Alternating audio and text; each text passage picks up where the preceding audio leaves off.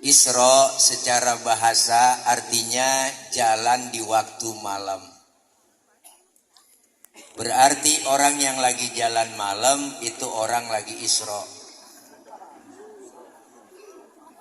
Ada anak muda ngelancong ke rumah cowoknya, ke rumah ceweknya, itu tengah malam. Dia berarti anak muda lagi. Lu mau kemana bro? Gue mau Isra. Emak berantem sama laki tengah malam gembol pakaian kabur dari rumah. Itu berarti emak lagi. Tetangga nanya, lu mau kemana teh? Mau Isra. Perjalanan di waktu malam yang sangat jauh tapi ditempuh dengan waktu yang singkat. Neng, coba nih. Duduk, ya. Duduk Neng, jadi orang gak ngeliatin gua. Duduk, ya. Nyari emaknya kali ini, ya. Kunci rumah ke bawah kali ya. Mana? Ya. Iya, bingung ya. Iya, duduk, ajak, empit. Oh, pulang mana babanya kekunci. Jadi Isra dan Mi'raj ini perjalanan di waktu malam yang sangat jauh ditempuh dengan waktu yang singkat. Maka Isra Mi'raj ini ukurannya bukan ukuran otak tapi ukuran iman, Bu. Kalau ukuran otak nggak nyambung. Masjidil Haram ada di kota Makkah, Masjidil Aqsa di Palestina.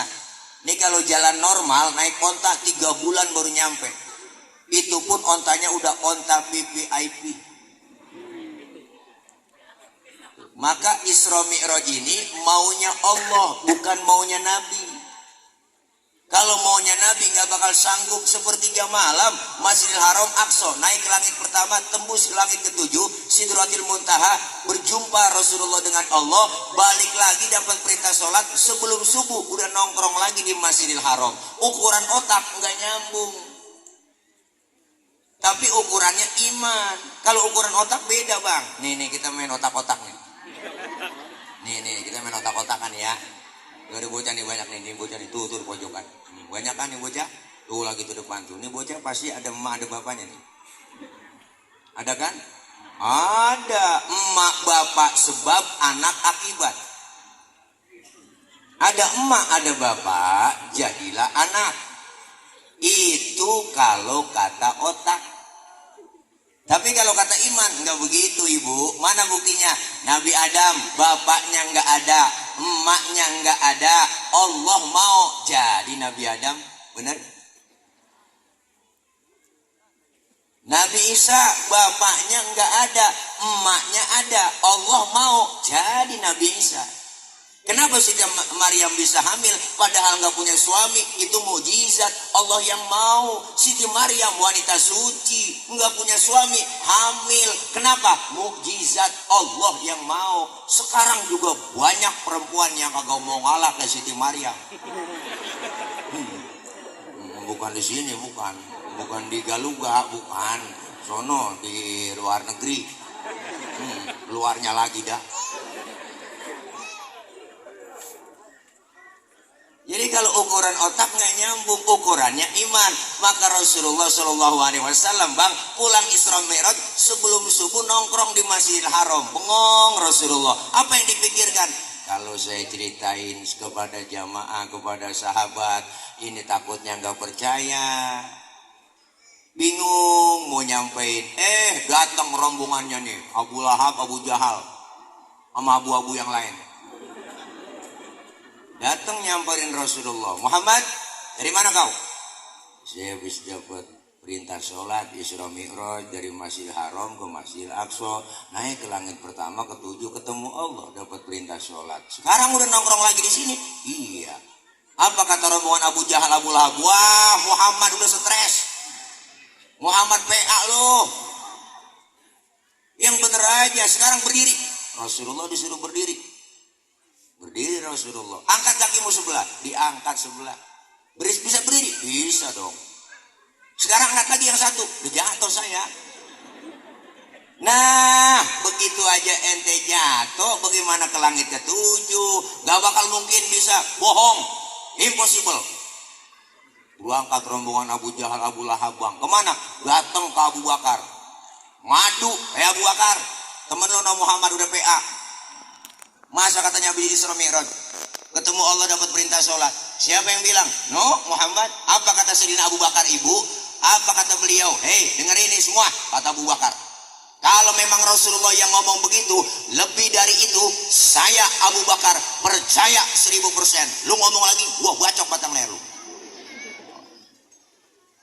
Maka Rasulullah, sahabatnya tuh Sayyidina Abu Bakar dapat julukan ibu. Julukannya apa?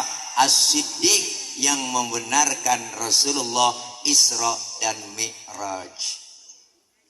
Makanya As-Siddiq itu gelar. Ini kadang-kadang Imam Terawih apa nih Bilal Terawih salah nyebutnya tuh sering di kampung. Ya nggak, kalau lagi Bilal Terawih Al Khalifatu Awwalu Sayyidina Abu Bakar bin Siddiq bin Siddiq. Siddiq tukang cilok. Salah. Pulang Isra Mi'raj Rasulullah ketemu di jalan, sambil jalan ketemu dengan Nabi Musa. Ditanya sama Nabi Musa, namanya satu profesi kongko.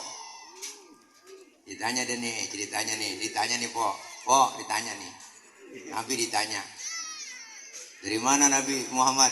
Ente? Dari Allah nih. Dapat perintah apa? Sholat. Berapa? Gocap. Awal perintah sholat bu 50 waktu. Pulang Nabi ketemu Nabi Musa, ditanya, berapa Muhammad? Dapat perintah sholat. Gocap. Nabi Musa kaget. Nabi Musa yang bener mah ilokan sampai gocap. Ini kalau bahasa kita. Gak bakal sanggup umat tuh sholat 50 waktu.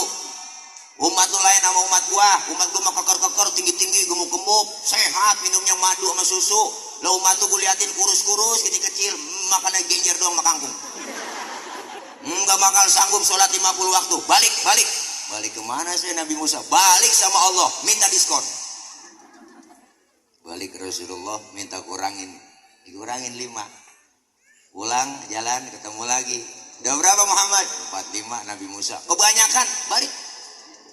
Mondar mandir Rasulullah berjuang buat kita minta kurangin. Akhirnya tinggal 5 bu. Udah tinggal 5 masih ketemu Nabi Musa. Ditanya udah dapat berapa rit Muhammad lo? Mondar mandir gue liatin tinggal 5 ini Nabi Musa. Kebanyakan 5, balik lagi. Umat tuh gak sanggup.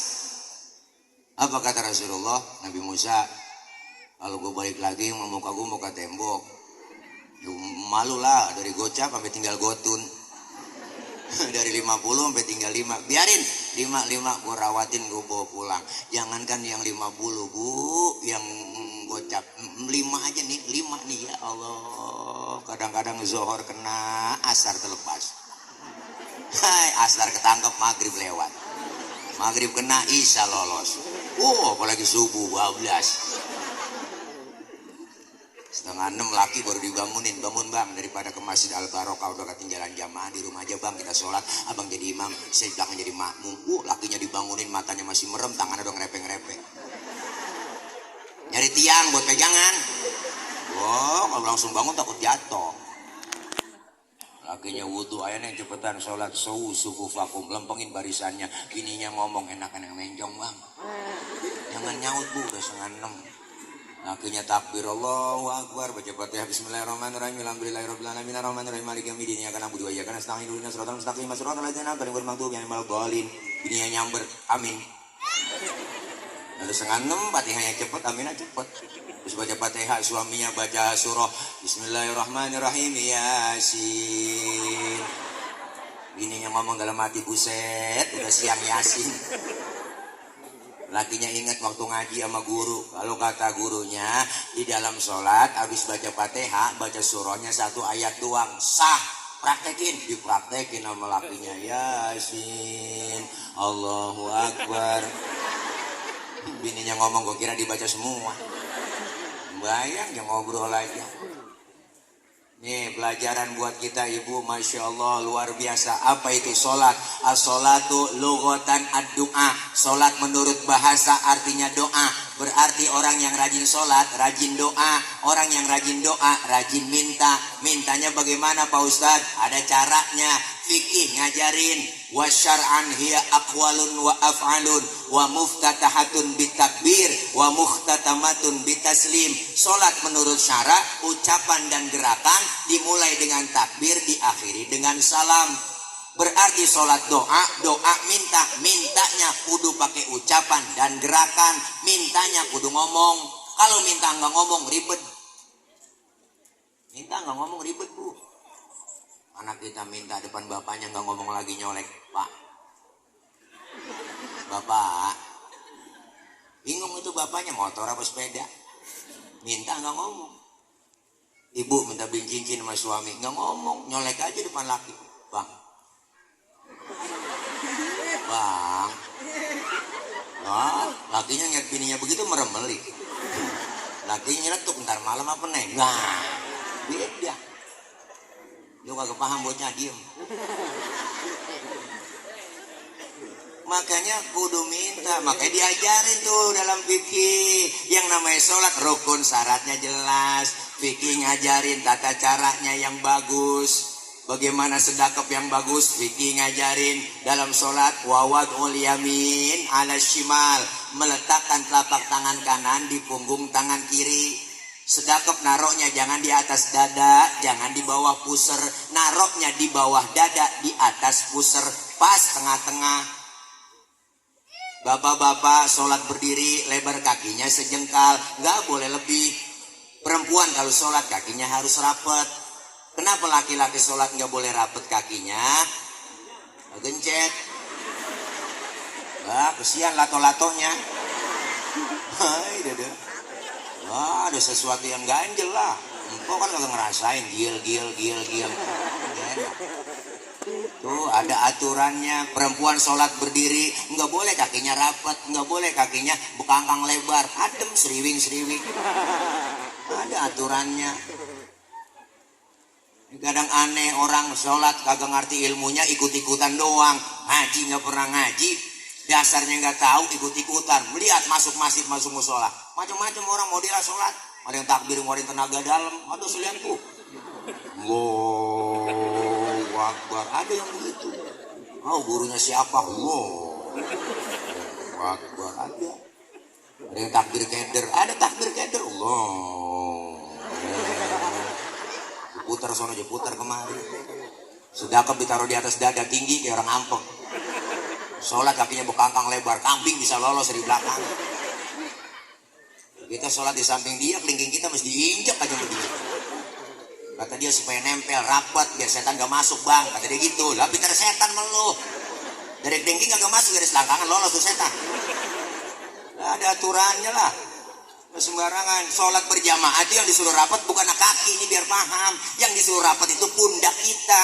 Makanya Rasulullah yasufuna fi sholati kasufufihim fil qital. Rasulullah kalau sholat berjamaah bersap-sap, berbaris-baris, rapat seperti orang yang mau perang. Pundak kita yang kanan di atas pundak teman kita yang sebelah kiri. Pundak kita yang sebelah kiri di bawah pundak teman kita yang sebelah kanannya.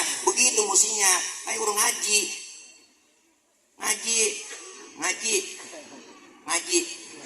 Biar kata dilarang sama malampir, jangan ngaji. Kata saya ngaji. PA banget udah tua. Saya heran dengan ibu-ibu sekarang, kenapa mesti pengajian datang pret. Malu udah tua ngomong begitu. Ya iya ini mah bener bang, justru lempengan ini saya protes. Ngaji itu nggak ada batas waktunya, bener bu? Dari mulai kita di bedong sampai di bedong lagi itu ngaji. Kalau udah di bedong lagi mujur ngalor, habis udah mati, habis udah tuh ngaji. Ini masih ada kewajiban kita nuntut ilmu ngaji. Kita kumpul di pengajian gak ada ruginya. Siapa yang rugi? Gak ada. Datang kita kumpul malam ini di lapangan ngaji nih bu. Dosa-dosa kita dirontokin. Dosa-dosa kita yang kecil diusak, dihapus, ditipek, digebek. Raba dada kita masing-masing, pasti banyak kan dosa sama ibadah. Dosa kita banyak, ya sengaja gak sengaja. Dosa sama orang tua, sama saudara, sama teman, tetangga. Apalagi dosa sama laki bu, masa berkabur. Berangkat ngaji bikin dosa sama laki nggak berasa. Bang, mau ngaji dulu ya. Ntar kalau hujan jemuran lu angkatin. Ada di sini model begitu. Nggak berasa kok bikin dosa tuh. Laki-laki tidur bangunin salah. Bangun bang, lihat no jam berapa udah. Laki-laki tidur suruh nyiat jam. Nah, ibu aja yang melek nyiat jam, maka nyuruh laki lagi merem. Orang ngaji gak ada ruginya lah, kita kumpul. Dosa kita diangkat, pahalanya gede. Amin. Amin apa kok? Amin pakai disuruh. Ini dosa kita dirontokin, pahalanya luar biasa. Datang aja ke majelis taklim, mau bisa kayak kagak datang.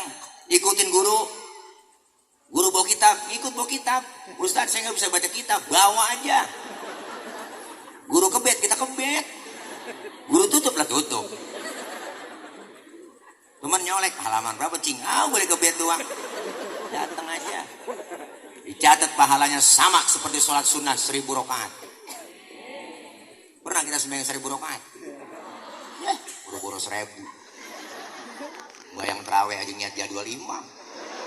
Malam ini imamnya dia, ya lama nih lama.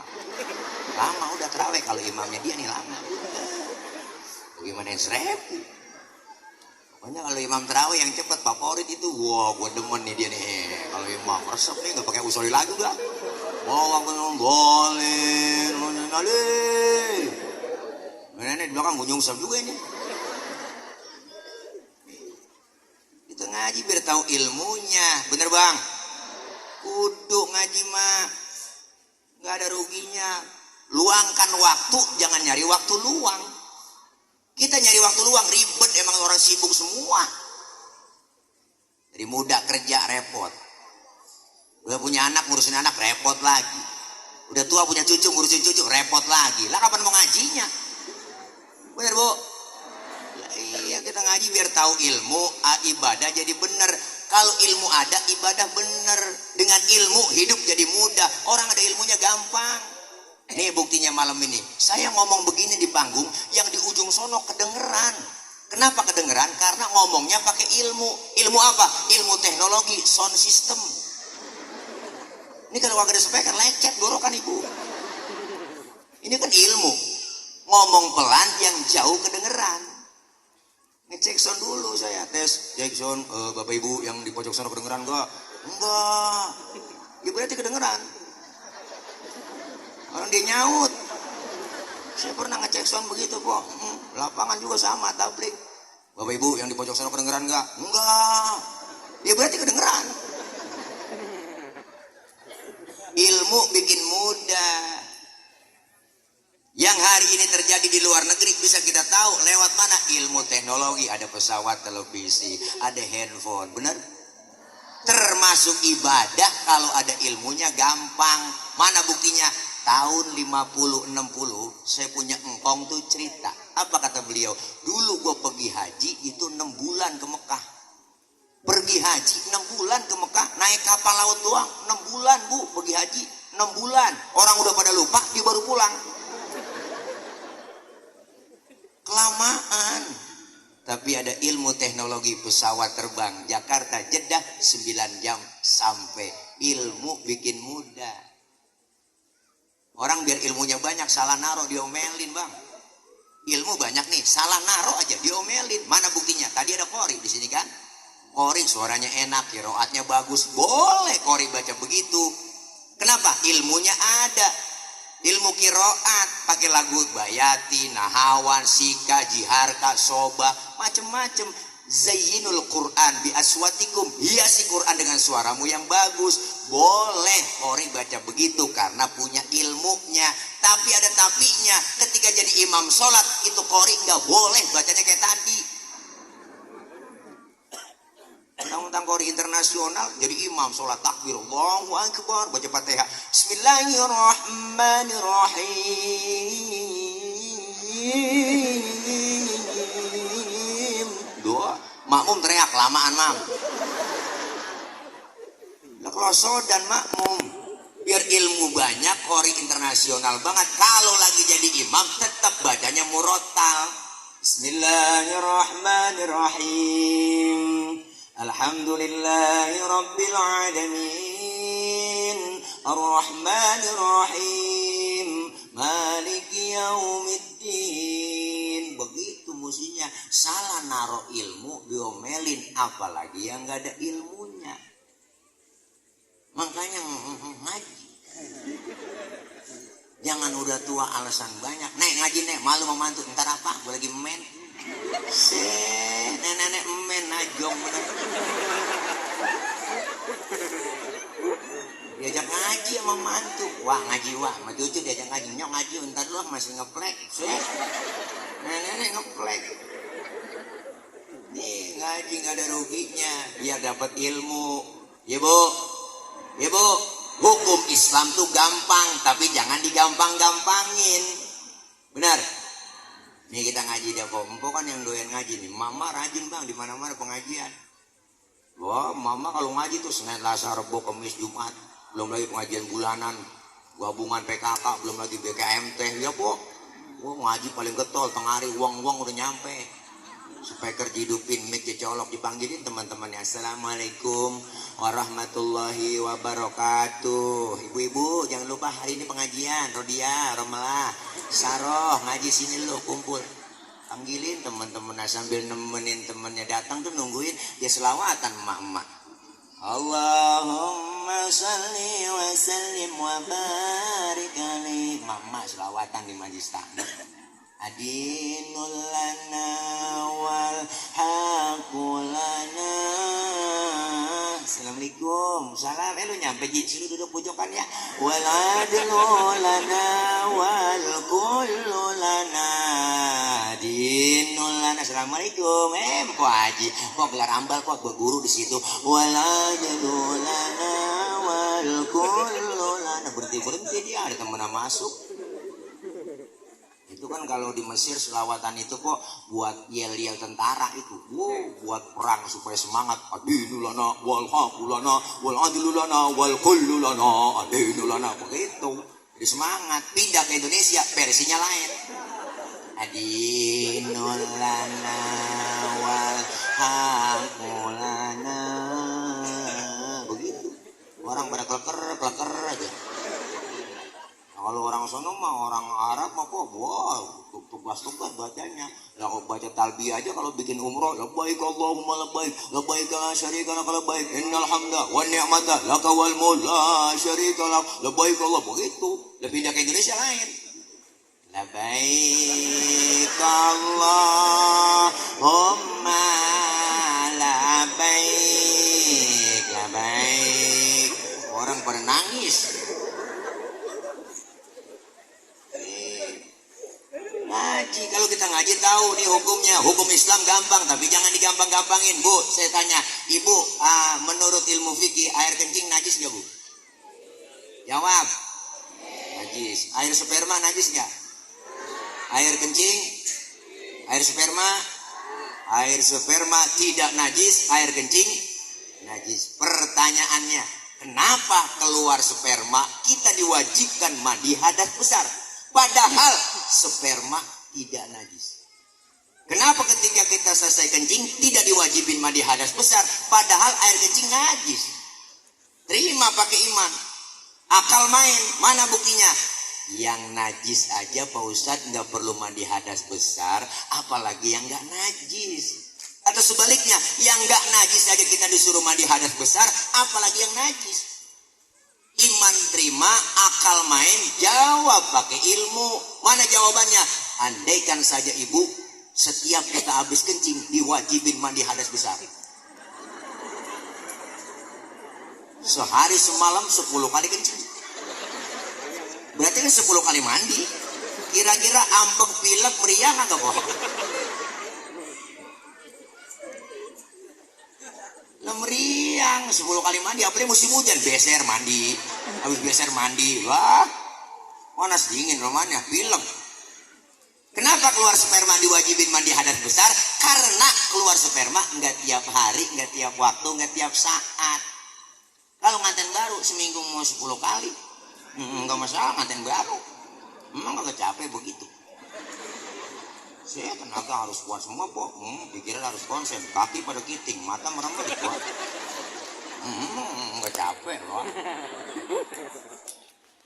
Lemes, sarap disiram pakai air, seger lagi. Jangankan begitu Anda kerja Bapak nih ya, berangkat jam 6 pagi, pulang jam 6 sore, capek, lelah, gerah, disiram pakai air, pakai mandi, seger lagi badan.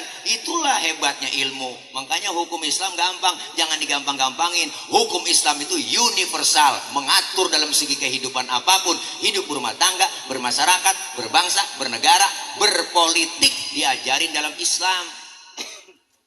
Ada yang bilang ngapain orang Islam pakai berpolitik, Ustaz nggak boleh ngomongin politik, PA. Dari mulai bangun tidur aja kita udah politik. Besok gua kemana nih? Ya, gua nyari gitu mana nih? Udah politik. Bener bu? Nah, iya, kalau kita nggak ngerti politik kita dipolitikin mulu. Bener bang? Nah, iyalah, hukum Islam tuh universal. Agama Islam tuh mengatur dalam segi kehidupan apapun. Di rumah tengok, ada masuk rumah, keluar rumah, Islam ngajarin ada doanya, bener? Adab akhlak diajarin, beri salam dulu, berangkat dari rumah baca doa dulu, masuk kamar mandi, keluar kamar mandi ada doanya. Adab akhlaknya diajarin dalam Islam, masuk kaki kiri, keluar kaki kanan, mau makan selesai makan ada doanya. Adab akhlaknya diajarin dalam makan. Kalau makan satu nampan bertiga, adabnya pakai apa? Adabnya Pak Ustadz, pertama suapan kecilin, jangan gede-gede. Tuh makan satu nampan bertiga sama temen. Yang kedua, lagi makan bareng begitu, jangan ngeliatin muka temen kita lagi makan. Makan bareng temen kita liatin mukanya begini, orang kesinggung. Dan matinya ngomong lah, lapar banget gua nih kayaknya tuh. Yang ketiga, ada adabnya kalau makan bareng, emang jatah kita bagian di situ, rawatin aja di situ, maju mundur situ aja udah. Jangan punya temen kita korek-korek longsor jatahnya. Ada adabnya. Islam ngajarin mau tidur, bangun tidur doanya ada. Tidur sama suami ada doanya, cuman jarang keburu kebaca. Ada doanya. Lagi kumpul bareng sama teman kita ngeriung rame-rame, lagi seru-serunya ngobrol, denger suara kentut. Islam ngajarin yang denger kentut disuruh pura-pura kagak denger. Sampai segitunya Islam ngajarin kok. Makanya kalau lagi kumpul bareng dengar suara kentut, diem. Jangan ribut, rasain aja. Kadang usil banget mulut. Siapa yang kentut? Lu ya, enak aja. Lu kali rame, udah silent aja diem. Sampai kentut diatur di bab fikih. Nggak nemu agama lain ngatur kentut-kentut, bab-babnya ada. Di Islam doang, 4 jenis kentut. Tuh, ada dalam fikih. Kentut pertama jenisnya suaranya gede, baunya kurang. Ada menang suara duet. Yang kedua jenis kentut suaranya nggak ada, baunya luar biasa. Tahu-tahu udah ngeledek aja bau.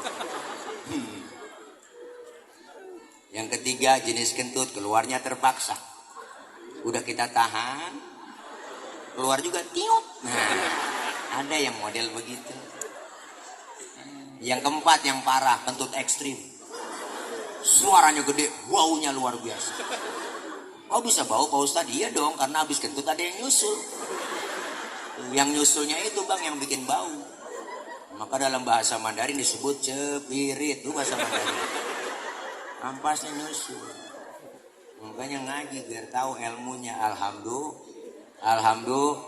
Termasuk sholat diajarin. Maka Isra dan Mi'raj ini ukurannya iman. Makanya Rasulullah kelar Isra Mi'raj, lihat umat di zaman itu yang beriman makin mantap, yang setengah-setengah nggak jadi beriman, yang kafir mungkinan kafir. Maka Isra Mi'raj ini barometer buat kita. Ayo kelar pelaksanaan Isra dan Mi'raj, iman semakin mantap. Amin. Akidah semakin kuat. Karena sebentar lagi yang dipanggil puasa iman. Ramadan dengan hitungan 1 bulan lagi Bu, iman biar mantap. Karena panggilan puasa kan iman. Ya ayyuhalladzina amanu, hai orang-orang beriman. Yang gak beriman, enggak dipanggil. Iman biar mantap, akidah biar mantap. Yang belum doyan sholat jamaah, bapak-bapak ayo sholat jamaah di masjid kita. Masjid kita cakep gede. Tadi saya mampir di situ. Saya yakin sholat jamaahnya penuh di situ. Terutama subuh. Saya tahu saya subuh sering lewat gang sini. Wow, kalau udah lewat sini jam 3:30 udah nggak bisa masuk. Bisa dikunci. Ayo, biarin tetangga baru doyan ke masjid bang. Jangan usil mulut. Tumben bang lu ke masjid. Wah, besok jak kapok. Jangan, orang baru belajar sholat. Lambat-lambat dikit nggak masalah. Zohor 2:30 boleh. Asar 5:30 tancap terus. Maghrib nyambung sama Isya lanjut. Subuh jam 6 tancap terus. Besok baru didandanin pelan-pelan. Bu, Islam gak ngajarin sekaligus. Dakwanya Nabi basyiru wala tunafiru, gembirain orang, jangan ditakut-takutin. Yasiru wala tuasiru, mudahkan orang, jangan disulitin. Rasulullah dakwah pakai akhlak. Beliau ngajak bukan ngejek. Beliau ngerangkul bukan memukul. Beliau pakai argumen bukan pakai sentimen. Bu ngaji nih, sholat. Ayo, pertama iman mantepin. Iman.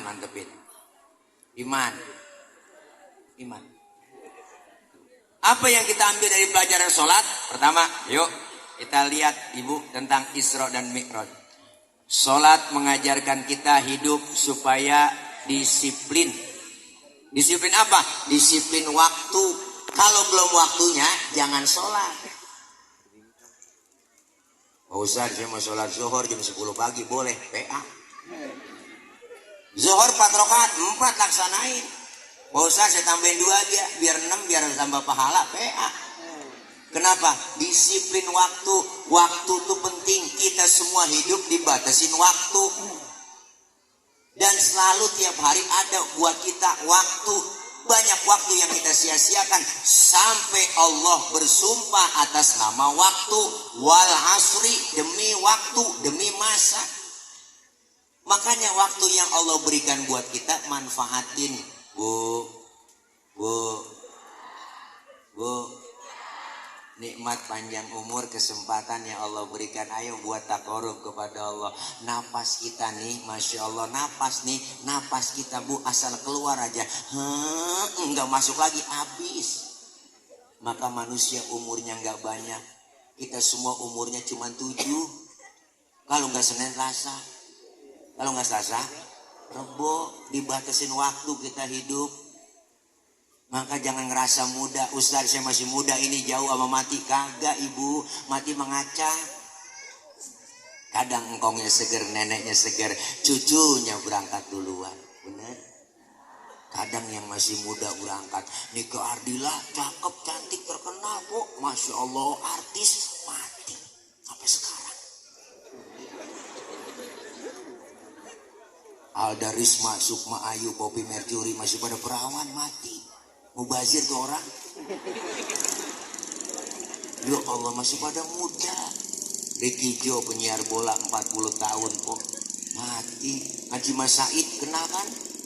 Lakinya Angelina Sondak 40 tahun kena jantung, mati. Budi Anduk 40 tahun pelawak. Yusul temennya Ade Namnung 38, mudaan lagi. Olga Saputra 32 kok, Olga 32. Jupe Julia Perez 37. Jupe, ya Allah, masih pada muda ibu. Asraf, kenal Asraf? Lakinya BCL 40 tahun. Ganteng keren, mati kena jantung. Meninggal 18 Februari 2018. Memang saya tulis biar supaya ngapalin masa idahnya BCL waktu.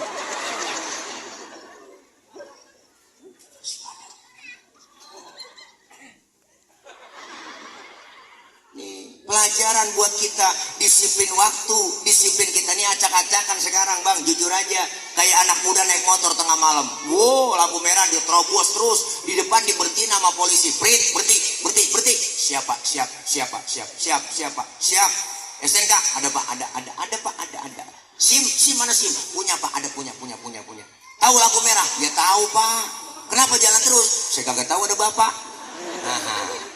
disiplinnya masih ditongkrongin. Maka kita pengen butuh semua ibadah yang kita jalanin muaranya disiplin. Syahadat disiplin akidah, asyhadu alla ilaha illallah wa asyhadu anna muhammadar rasulullah. Saya bersaksi tiada Tuhan selain Allah dan saya bersaksi Nabi Muhammad adalah utusan Allah, nabi terakhir, titik, harga mati. Perkara kalau ada yang ngaku nabi setelah Nabi Muhammad, kita wajib kagak percaya. Pak Ustaz itu yang ngaku nabi jenggotnya sedada, bodo amat. Mau sorbannya nyengser, udang-udangnya kayak ban Vespa, jubahnya kayak Batman. Kalau dia ngaku nabi, kita wajib tidak percaya. Harga mati, titik, disiplin akidah. Sholat disiplin waktu, puasa disiplin makan minum. Kalau belum waktunya jangan dimakan, jangan diminum. Bener ibu? Tempe di siang hari jadi halal, halal padahal jadi haram. Nggak boleh. Kenapa? Karena belum waktunya. Es buah halal, kapan halalnya? Habis maghrib. Teh manis halal, halalnya habis maghrib. Termasuk istri sendiri halal, habis traweh. Habis maghrib nafsu amat bang. Habis traweh lamaan dikit waktunya. Makanya kita di bulan Rajab tuh kemarin udah kita lewatin, malam ini malam tanggal 1 Syaban disuruh apa? Banyak-banyak puasa sunnah, latihan buat ngadepin Ramadan. Nggak kaget lagi kalau nggak biasa puasa kok. Ada orang kampung saya takut buat sama bini. Puasa bang, malu sama bocah, masa kagak puasa udah tua. Akhirnya puasa juga karena takut mau bini. Jam 1 Masya Allah bu, puasa pertama jam 3 udah oleng dia. Nggak biasa puasa, matanya putih semua, pinggirannya hitam banget dikit. Jalan ke dapur jam 3 sore niat sunlight kayak sirup marja, udah berengan matanya. Ada kecoa di pojokan pintu, dia kata korma. Nggak biasa puasa. Maka dilatih puasa tuh menahan hawa nafsu, bukan ngilangin nafsu tapi menahan hawa nafsu. Disiplin makan minum. Zakat disiplin harta kita, bener ibu? Semuanya disiplin. Maka sholat ngajarin kita disiplin dengan waktu kita. Yang pertama. Yang kedua, sholat mendidik kita apa? Supaya jangan sombong.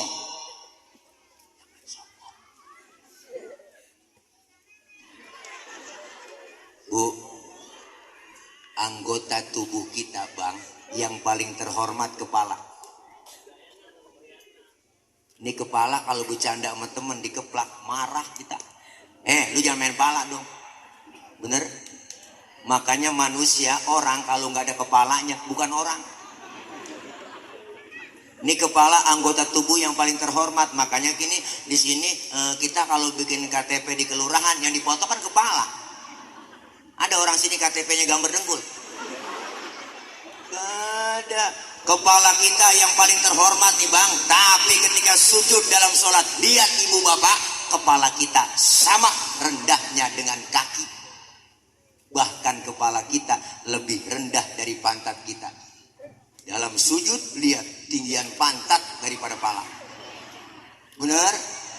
Puasa, sholat ngajarin kita jangan sombong. Ternyata nggak ada apa-apanya kita di hadapan Allah. Apa yang kita mesti sombongin? Lahir ke dunia kita nggak bawa apa-apa ibu. Benar? Lahir ke dunia dibantuin sama orang, nama dikasih sama orang, baju dipakein sama orang. Sehelai benang nggak ada yang kita bawa. Lahir ke dunia disinggung oleh engkau ngaji Roma Irama. Tuh dalam lagunya, bukankah engkau dilahirkan telanjang tanpa sehelai benang? Benar kan? Kemudian berkat rahmatnya Tuhan, kau bisa jadi orang. Tak malukah, tak sadarkah, kau kira dirimu siapa? Jangan mentang-mentang kuasa menyuruh orang tolak pinggang setinggi dada. Tidakkah kau perhatikan dari apakah dulu dirimu dijadikan? Dari tetes air hina kau diciptakan, lalu engkau disempurnakan. Itu kesombongan. Itu keangkuhan. Tak pantas kau sandang sebagai seorang insan yang tiada daya tanpa kehendak Tuhan. Judulnya Setetes Air Hina, volume ke-12 soneta. Nah, Borsa apa? Nggak ada kita. Jabatan, harta, pangkat, kedudukan cuma titipan, bener Ibu? Apa yang mesti kita sombongin nih? Jangankan harta, jabatan, ruh kita aja nih, napas kita ini titipan nih. Ini napas kita nih hak guna pakai, nggak ada surat-suratnya, bodong. Kalau Allah mau ambil kapan bisa, makanya nggak ada yang kita sombongin. Bu, hidup yang enak kayak tukang parkir. Tukang parkir tuh di mall mobil banyak banget kok, mereknya cakep-cakep, mahal-mahal. Tukang parkir kagak sombong. Nanti mobil bersih satu demi satu pergi, dia nggak sedih. Kenapa?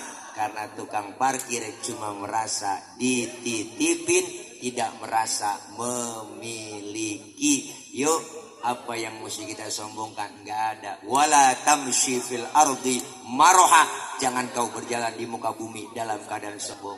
Kedua, pelajaran buat kita. Yang ketiga, sholat ngajarin apa? Selesai sholat, salam ke kanan, salam ke kiri. Ini pelajaran buat kita Ibu. Apa? Dalam hidup bermasyarakat kudu tengok kanan, tengok kiri. Kudu banyak bergaul. Hidup bermasyarakat itu enak, perlu orang lain. Siapa dan betapapun kita pasti perlu orang lain. Hari ini kita buktiin kebersamaan kita. Saya ngomong begini di panggung karena ada ibu bapak yang dengerin. Ibu bapak menghadapnya ke panggung. Kenapa? Karena ada yang didengerin. Kita ini hidup saling perlu. Bukan berarti penceramah mubalik lebih hebat dari jamaahnya. Salah, PA itu. Walaupun saya ceramah 3 jam di sini, sampai subuh saya ceramah, cuman yang dengerin nggak ada. Paling kata Pak RT itu Ustadz udah lama begitu, PA. Benar? Hidup enak adanya orang lain. Jangan merasa hebat sendiri, pintar sendiri, kaya sendiri. Apa ntar mati berangkat sendiri? Enggak. Disebut kaya ada yang miskin, benar Ibu? Nggak mungkin disebut kaya kalau nggak ada yang miskin. Disebut pejabat ada rakyat. Nggak mungkin kagak disebut pejabat kalau nggak ada rakyat. Nggak mungkin ada atasan kalau nggak ada bawahan. Ada atasan ada bawahan. Ibu coba pakai baju atasan doang, kagak ada bawahan. Ayo, diselepatin bocah. Saling perlu kita. Emang udah diatur semua. Memang sudah diatur dalam hidup ini semua berbeda. Begitu kan? Ada yang miskin, ada yang sedang, dan juga ada orang kaya. Agar satu sama lain bisa saling memerlukan. Agar roda kehidupan bisa berputar, berjalan. Tuh. Au kama qala Roma Irama bidang dutihi. Begitu kira-kira. Ini makanya biar jelas kita. Jangan mentang-mentang kaya. Duit banyak dipanggil kagak nengok. Mentang-mentang duit banyak, orang kaya, jalan kagak nginjek tanah. Kuntilanak kali. Kita butuh orang lain. Makanya kita kudu kebersamaan. Simbol demokrasi kita, masjid. Umat Islam simbol demokrasinya masjid tuh. Masjid kita tuh, masjid itu, Masjid Al-Barokah, ya kan Bu? Ya Bu? Ada aturan yang gak tertulis di masjid. Apa aturannya? Siapapun masuk masjid, copot sendal, buka sepatu. Benar? RT masuk masjid, buka sepatu. T. RW masuk masjid, buka sepatu. W. Lurah masuk masjid, copot sepatu. Rah. Camat masuk masjid, buka sepatu. Mat. Gubernur masuk masjid, copot sepatu. Nur. Presiden masuk masjid, lah buka sepatu. Pinter anak-anak. Dijaga kesuciannya masjid. Nggak ada orang nomor 1 dalam masjid. Itulah simbol demokrasinya masjid. Kalau sudah masuk masjid, jangan usil. Ibu, bang, datang dari mana orang? Jangan usil. Lu datang dari mana bang? Gue dari Kidul, ngadep Mulon. Oh, dia tetangga kita dari mana? Dia dari Wetan itu, ngadep Mulon. Lu dari mana? Gue dari Kulon, ngadep Mulon juga lu. Semuanya sama di hadapan Allah, menyembah Allah Tuhan yang sama, menghadap arah kiblat yang sama, sholat bacaannya sama, gerakannya juga sama, pun dalam sholat pakai bahasa yang sama.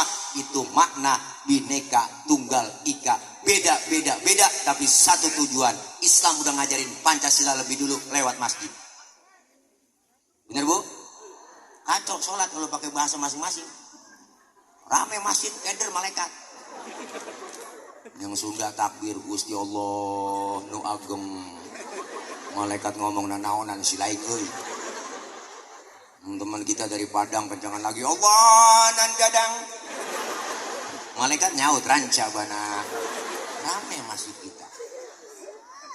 Makanya di masjid itu nggak ada orang nomor satu. Jangan bicara soal warna kulit di masjid. Jangan bicara soal suku di masjid. Dari suku apapun dia dilahirkan. Kalau dia muslim saudara kita, jangan ribut soal warna kulit. Emang warna kulit begini kita mesen? Kita kagak mesen. Jangan ribut soal warna kulit. Potongan muka kita begini emang kita pesen? Kita kagak mesen Bu. Jangan ngatain orang dong. Kadang usil banget itu orang hidungnya lucu ya. Hidung orang lu bacain. Orang kagak